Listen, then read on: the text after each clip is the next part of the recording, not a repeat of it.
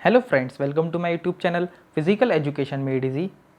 ये वीडियो आपकी cell structure and function part 2 video है, जिसमें हम डिस्कस करेंगे cell organelles that is present in cytoplasm like ribosomes, endoplasmic reticulum, Golgi apparatus, lysosomes and mitochondria. First video में हमने discuss कर रहे थे definition of cell, different structures and functions, cell membrane, cytoplasm और न्यूक्लियस को।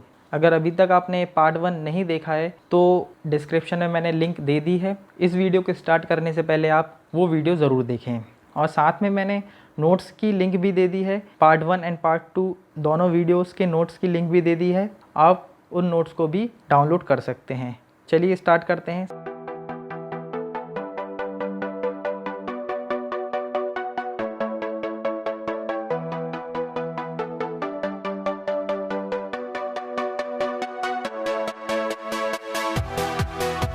सबसे पहले हम बात करेंगे राइबोसोम्स की। Ribosomes are the organelles without limiting membrane. Mainly आपके जो ऑर्गेनल्स होते हैं आपके साइटोप्लाज्म में, वो 2 टाइप्स के होते हैं।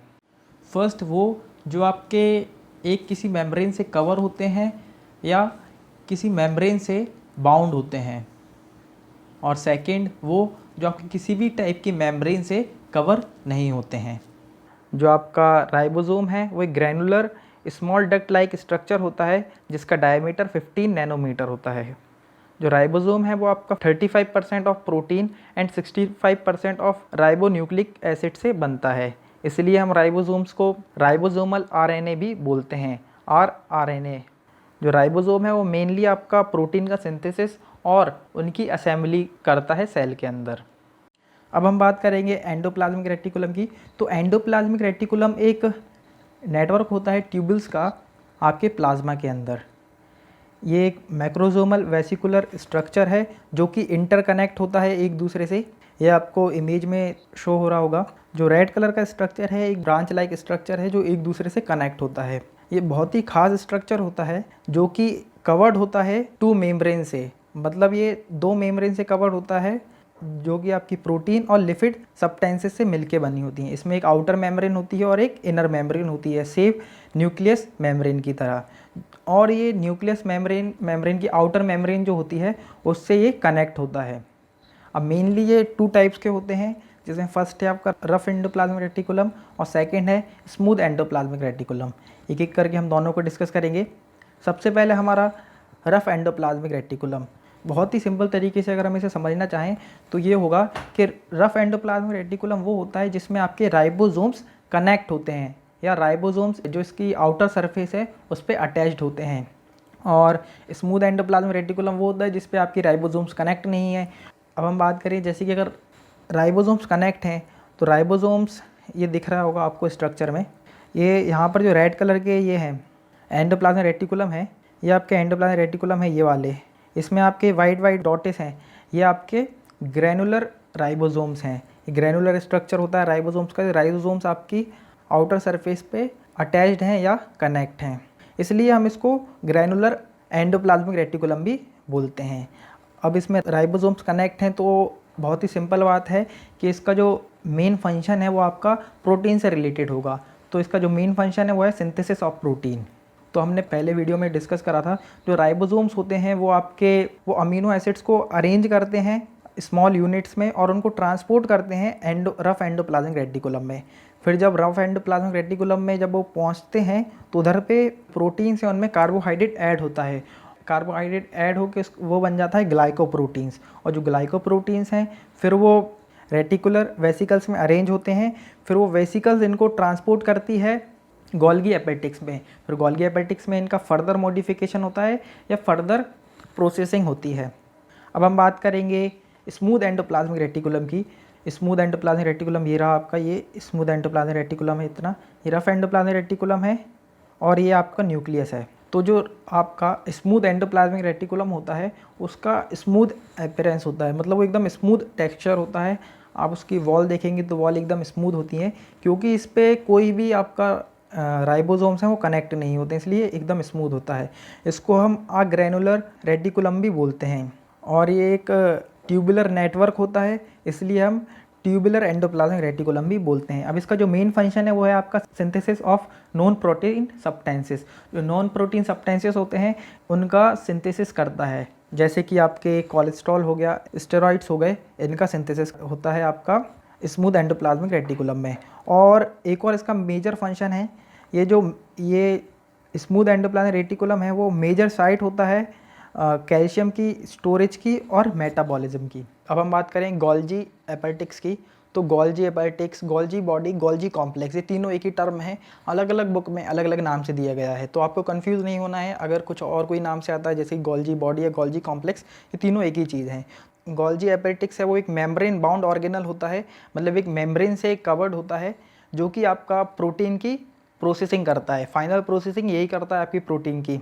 ये आपके सारे सेल्स में प्रेजेंट होता है अकेला रेड ब्लड सेल्स को छोड़ के। और इसको जो डिस्कवर करा था वो आपके कैम्लियो गोल्जी ने डिस्कवर करा था इन 1898 में।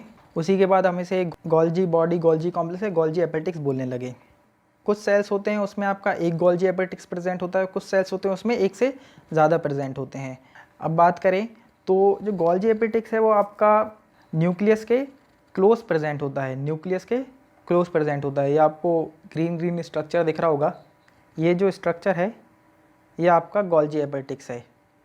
ये आपका न्यूक्लियस और सेल मेम्ब्रेन है उसके बिटवीन सैचुएटेड होता है।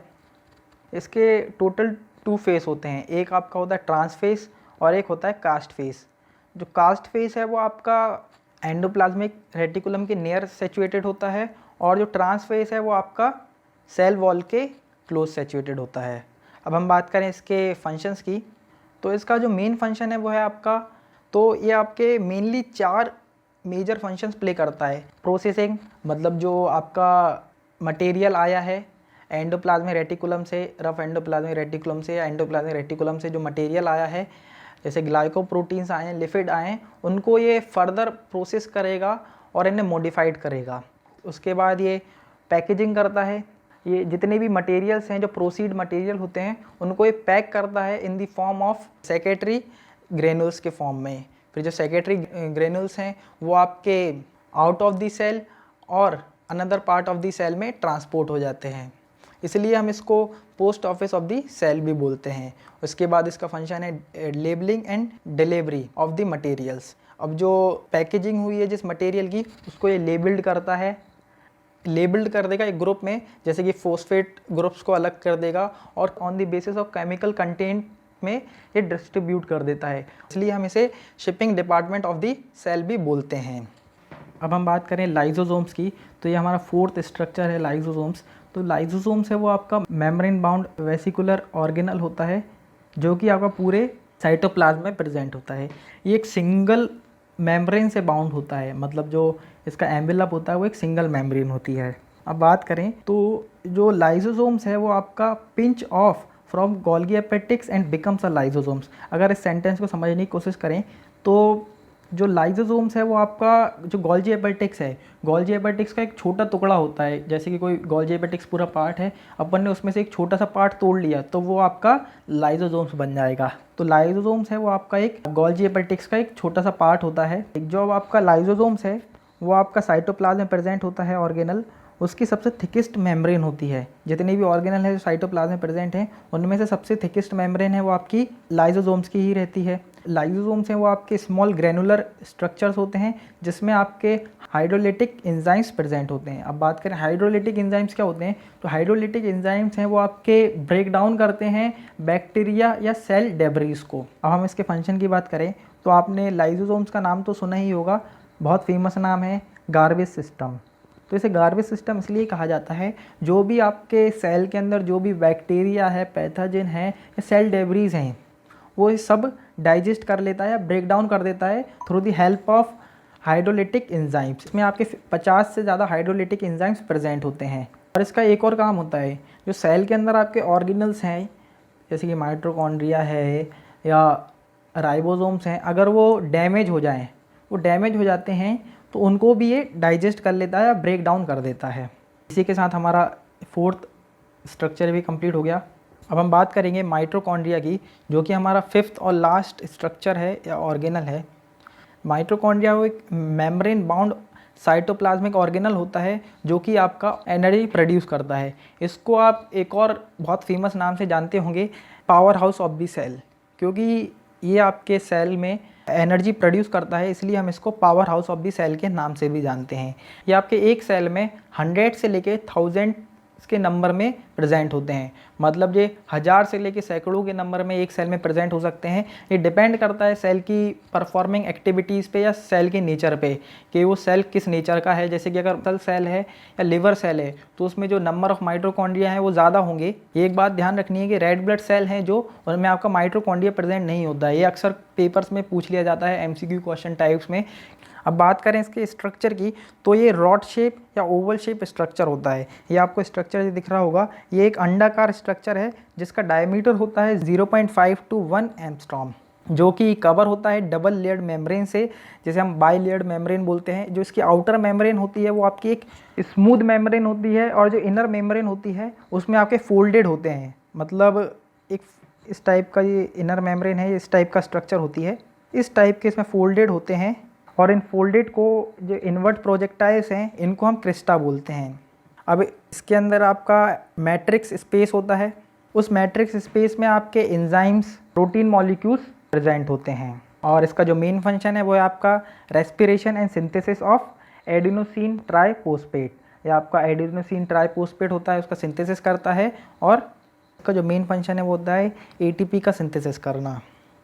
एक बहुत ख़ास बात बताना चाहूँगा, माइटोकॉन्ड्रिया होता है, इसके जो मैट्रिक्स में आपके राइबोसोम्स प्रेजेंट होते हैं और सर्कुलर DNA प्रेजेंट होते हैं।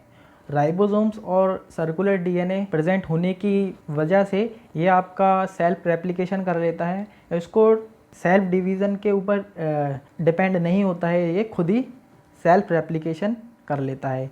तो ये राइबोसोम्स और सर्कुलर DNA होने की वजह से ये एक आपका सेल्फ रेप्लिकेटिव ऑर्गेनल बन जाता है या स्ट्रक्चर बन जाता है। तो अब हम बात करेंगे माइटोकॉन्ड्रिया के फंक्शंस के बारे में।